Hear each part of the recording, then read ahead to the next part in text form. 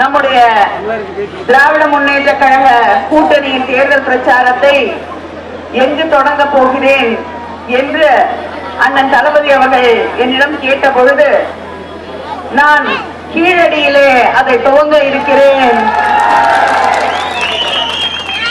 என்று அவரிடம் சொன்னேன்.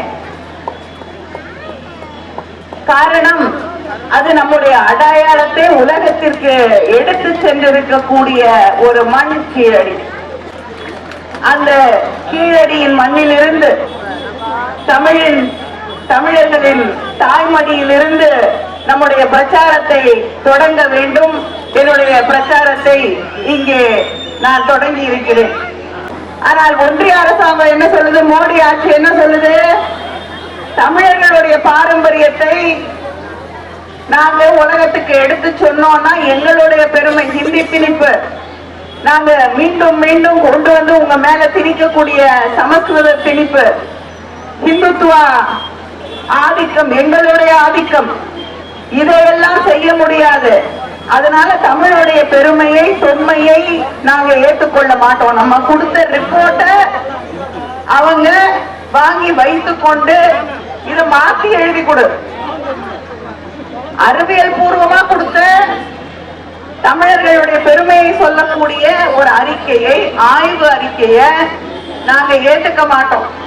மாத்தி எழுதி கொடு, ஏன்னா எங்க பெருமை குறைஞ்சு போயிடும், நாம சொல்லிட்டு இருக்க போய் இல்லாம போயிடும் அப்படின்னு சொல்லக்கூடிய பிஜேபியோட இன்னைக்கு யார் கை கோத்து நிக்கிறாங்க? அதிமுக. பிஜேபியோட கை கோத்த எத்தனையோ கட்சிகளுடைய நிலை இன்னைக்கு என்ன நமக்கு தெரியும்.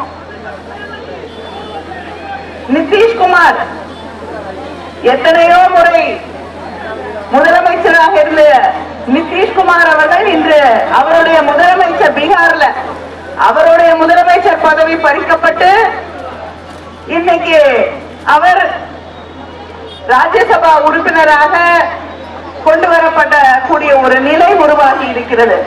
இங்க யாரோ சொன்னாங்க ஆளுநர்னு, எடப்பாடிக்கு அடுத்த வேலை அதுதான். எந்த மாநிலத்துக்கு அவரை ஆளுநரா அனுப்புவாங்கன்னு தெரியல. அவருக்கு ஏதாவது இடம் பிடிச்சிருந்தா இப்பவே சொல்லி வச்சுக்கிட்டாருன்னா ஒருவேளை கன்சிடர் பண்ணுவாங்களோ என்னவோ. அதுதான் அவருடைய எதிர்காலம். நான் கவலையோடு சொல்கிறேன். ஏன்னா நமக்கு இருக்கக்கூடிய எதிர்கட்சி, நமக்கு ஜனநாயகத்திலே நம்பிக்கை இருக்கிறது, எதிர்கட்சி வேண்டும் என்று நினைக்கிறோம். பிஜேபியை போல எதிர்கட்சியே இருக்கக்கூடாது என்று நினைக்கக்கூடியவர்கள் இல்லை நாம். அதனால எதிர்கட்சி இருக்கணுங்கிறதுக்காக சொல்றேன். பார்த்து நம்ம ஊர் பக்கம் சொல்லுவாங்க சூதானமா இருங்கன்னு, அதனால பத்திரமா இருந்துக்கங்க. இல்லைன்னா எங்கேயாவது கவர்னர் வேலைக்கு தான் அனுப்புவாங்க. ஆனா பழனிசாமி என்ன சொல்றாரு, தமிழ்நாடு அரசு பிஜேபி சொல்றபடி, மோடி சொல்றபடி, ஒன்றிய அரசாங்கம் சொல்லும்படி நம்முடைய ஆய்வு அறிக்கையை மாற்றி அனுப்பணுமா, தமிழர்களுடைய பெருமையை குறைத்து அனுப்ப வேண்டும் என்று சொல்லக்கூடியவர் தான் எடப்பாடி பழனிசாமி. தமிழின் பெருமையை கெடுக்க நினைத்தவர்களுக்கும் இருக்கக்கூடிய கீழடிக்கும் நாக்பூருக்குமான அந்த தேர்தல், அந்த போர் என்பதை நாம் புரிந்து கொண்டு இந்த தேர்தலிலே நாம் கவனத்தோடு வாக்களிக்க வேண்டும். வேற அவங்க கூட இருக்கக்கூடிய நிறைய பி டீம் இருக்காங்க, நம்மளதான் பேசுவாங்க. பிஜேபி எதை செஞ்சாலும் கேள்வி கேட்க மாட்டாங்க. நம்முடைய பகைவர்கள் என்ற பெருமையை தேடிக்கொள்ள நினைக்கக்கூடியவர்கள், புதுசா அரசியல் கட்சி துவங்கி இருக்கக்கூடியவர்கள், திமுகவை மட்டும்தான் அவர்கள் எதிர்த்து பேசுவார்கள். அங்கே ஒன்றிய அரசாங்கம் பிஜேபி எதை செஞ்சாலும் எழுத்து பேச மாட்டாங்க, எழுத்து கேட்க மாட்டாங்க. அதே போல அதிமுகவை எதிர்த்து கேள்வி கேட்க திராணி இல்லை. திராவிட முன்னேற்ற கழகத்தை திரும்ப திரும்ப சாடி நம்மை பற்றி பேசி பெருமையை தேடிக்கொள்ளலாம் என்று நினைக்கக்கூடியவர்களை நம்பி யாரும் ஏமாந்து விடாதீர்கள். அது உங்களுடைய வாக்குகளை வீணாக்கக்கூடிய நிலைக்கு கொண்டு வந்துவிடும். அது வேஸ்டா போற ஓட்டு அப்படிங்கறத இங்க இருக்கக்கூடிய அத்தனை பேரும் நாம் புரிந்து கொண்டு வரக்கூடிய தேர்தலிலே பிஜேபியை இந்த தொகுதியிலே முறியடிப்போம். தமிழ்நாட்டில் தமிழின் தாய் மடியிலிருந்து சொல்கிறேன், அவர்களுக்கு ஒரு பிடி மண் கூட தமிழ்நாட்டில் இருந்து கிடைக்காது என்பதை உறுதி செய்ய வேண்டும். ஃப்ரிட்ஜ் இருக்கலாம், இன்னொரு ஃப்ரிட்ஜ் தேவைப்படாது இல்லையா? உங்களுக்கு எது தேவையோ, என்ன யார் மேலையும் எதையும் திணிக்கல, நான் இதை வாங்கி தரேன் அப்படின்னு சொல்லல, நான் கொடுக்கறதான் நீங்க வாங்கிக்கணும்னு சொல்லல நம்முடைய முதலமைச்சர் அவர்கள். அவருடைய தேர்தல் வாக்குறுதியிலே உங்களுக்கு எது தேவையோ இல்லையா, எல்லாம் இருக்கு. என்னுடைய டிவி பழைய டிவியா இருக்கு, எங்க வீட்டுல இருக்கக்கூடிய ஃப்ரிட்ஜ் இன்னும் ஒரு பெரிய ஃப்ரிட்ஜா வாங்கணும். இந்த 8000 ரூபாயை பயன்படுத்தி கொண்டு நீங்க அந்த வவுச்சரை பயன்படுத்தி இன்னும் கொஞ்சம் பெரிய டிவியா வாங்கலாம், பெரிய ஃப்ரிட்ஜா வாங்கலாம், பெரிய கிரைண்டரா வாங்கலாம். அதனால உங்களுக்கு எந்த திட்டம் எப்படி பயன்பட வேண்டும் என்று சிந்தித்து சிந்தித்து இந்த தேர்தல் வாக்குறுதிகளை நம்முடைய முதலமைச்சர் அல்லது தளபதி அவர்கள் வழங்கி இருக்கிறார்கள். இன்னும் எடப்பாடி பழனிசாமி அடிக்கடி சொல்றாரு,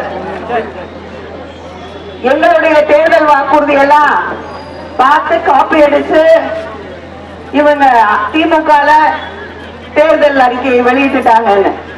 நீங்க என்ன எழுதுனீங்கன்னு நாங்க பார்க்கல, மக்களும் பார்க்கல. ஏன்னா உங்க தேர்தல் அறிக்கை நிறைவேறவே போறதில்லை. நீங்க ஆட்சிக்கு வந்தாதான் நிறைவேற்ற முடியும், அதுவும் நடக்காது. நீங்க ஆட்சியில இருந்த கொடுக்கவே இல்லை, அதனால மக்களுக்கு இதெல்லாம் மறந்துடல. இன்னொரு அடுத்த 5 வருஷம் பொறுத்து மறப்பாங்களோ என்னவோ, ஏன்னா நீங்க ஆட்சியில இருந்ததே அவங்க மறந்துடுவாங்க. அடுத்து நம்முடைய ஆட்சி தான். நான் ஒரே ஒரு உதாரணம், காப்பி அடிச்சாங்கன்னு சொல்றாருல்ல பழனிசாமி, அவருக்கு கேட்க விரும்புறேன்.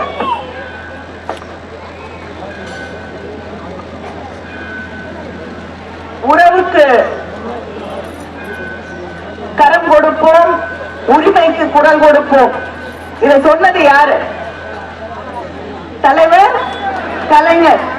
எமர்ஜென்சி முடிஞ்சு அம்மையார் இந்திரா காந்தி அவர்களை தமிழகத்திற்கு அழைத்து அந்த நேரத்திலே நடந்ததெல்லாம் நடந்து முடிந்து விட்டது, இனிமேல் ஒரு நல்லாட்சியை தாருங்கள், நேருவின் மகளே வருக என்று, ஒரு நிலையான ஆட்சியை தருக என்று அழைத்த அந்த நேரத்திலே சொன்ன வார்த்தைகளை இன்னைக்கு யார் காப்பி அடிச்சிருக்கா? யாரோட தேர்தல் அறிக்கையில இருக்கு? அவங்க மாநில சுயாட்சி பத்தி 10வது பக்கத்துல படிச்சிருக்க மாட்டீங்க. ஆனா பாருங்க, சோசியல் மீடியால இருக்கும், இன்டர்நெட்ல இருக்கும். பாத்தீங்கன்னா 10வது பக்கத்துல தலைவர் கலைஞர் அவர்களுடைய வரிகளை, அத கூட சொந்தமா எழுத தெரியல, எங்களுடைய தலைவர் கலைஞர் அவர்களின் வரிகளை எடுத்து பயன்படுத்தி கொண்டிருக்கக்கூடிய நீங்க எங்களை பார்த்து காப்பி அடிக்கிறோங்கிறீங்க. இதை விட ஆனா பரவாயில்ல, தலைவர் கலைஞர் அவர்கள் எல்லாரையும் வாழ வைத்தவர். அந்த வழியிலே தான் முதலமைச்சர் அண்ணன் தளபதி அவர்கள் நாங்கள் எங்களுக்கு வாக்களித்தவர்களுக்கும் வாக்களிக்காதவர்களுக்குமான ஆட்சியை தருவோம் என்று சொல்லி யார் யார் போன தேர்தலில்